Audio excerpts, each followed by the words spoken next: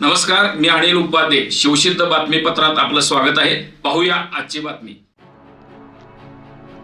हातकणंगले तालुक्यातील पेठवडगाव इथल्या Rajkiran landing changes in agriculture प्रकरणातील विविध आर्थिक व्यवहार, संस्थेची कायदेशीर स्थिती, गुंतवणूकदारांकडून जमा झालेल्या निधीचा तपशील तसेच संबंधितांनी केलेल्या विविध दाव्यांबाबत अधिकृत कागदपत्रे सार्वजनिक करण्यात यावीत या मागणीसाठी बंडखोर सेना पक्षाच्या वतीने वडगाव नगरपालिका चौकात गेल्या 4 दिवसांपासून बेमुदत धरणे आंदोलन सुरू आहे.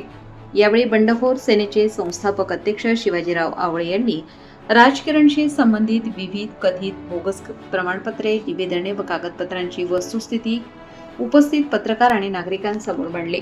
त्यानंतर संबंधित कागदपत्रे निषेध म्हणून टराटरा फाडत त्यांनी कागदफाड लक्षवेधी आंदोलन केले. या आंदोलनामुळे परिसरात मोठी उत्सुकता निर्माण झाली होती. यावेळी बोलताना शिवाजीराव आवळे म्हणाले की राजकिरणशी माझा कोणताही संबंध नाही असे म्हणणारे अजित पाटील यांनी हिंमत असेल तर जनतेसमोर येऊन खुली चर्चा करावी.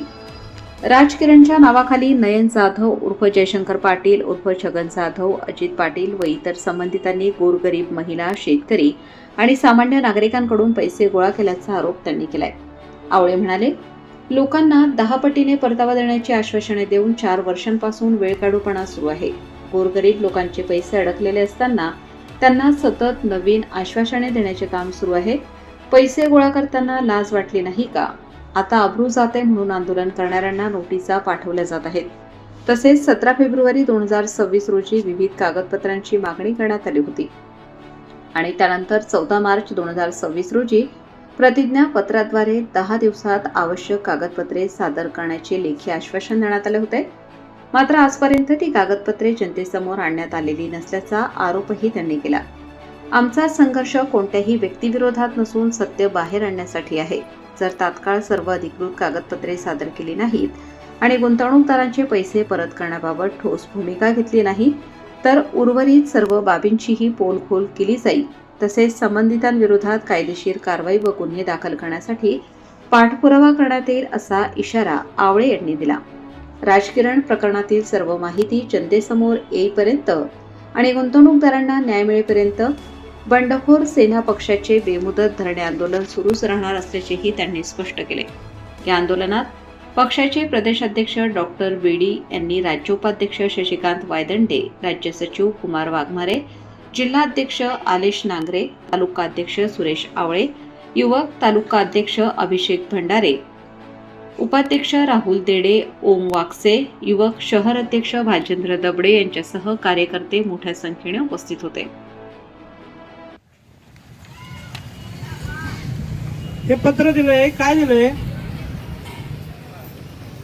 त्याच्यामध्ये 10 पटीनं परतावा देण्याचं आश्वासन, ना परतावा निधीचा तक्ता या ठिकाणी दिलेला आहे.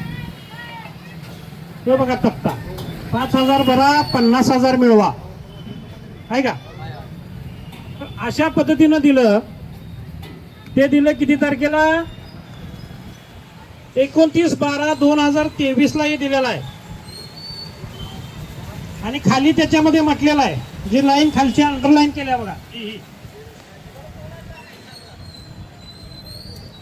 काय म्हटलंय त्याच्यात अजित पाटलांनी की यामध्ये आपण आपल्या ओळखीच्या व्यक्तींना कंपनीमध्ये गुंतवणूक करायला सांगू शकता, पण त्यांनी केलेल्या गुंतवणूक रकमेच्या 10 पट त्याचं आर्थिक भांडवल मंजूर करू शकता. अशा पद्धतीचं हे पत्र सुरुवातीला पलूस ऑफिसमधनं या ठिकाणी दिलं गेलं. ते पत्र बोगस आहे, खोटं आहे, लबाड आहे. ते आज आपण मोठ्या हिमतीनं ठामपणानं का सांगू शकतोय तर 29/12/23 तारीख कुठं आणि आता सन 2026 कुठं. तर हे पत्र अत्यंत खोटं आहे, लबाड आहे. हे पत्र जेवढं खोटं आणि लबाड आहे तेवढाच अजित पाटील देखील लबाड आणि खोटा माणूस आहे. त्यामुळं हे पत्र देखील आम्ही या ठिकाणी फाडतोय.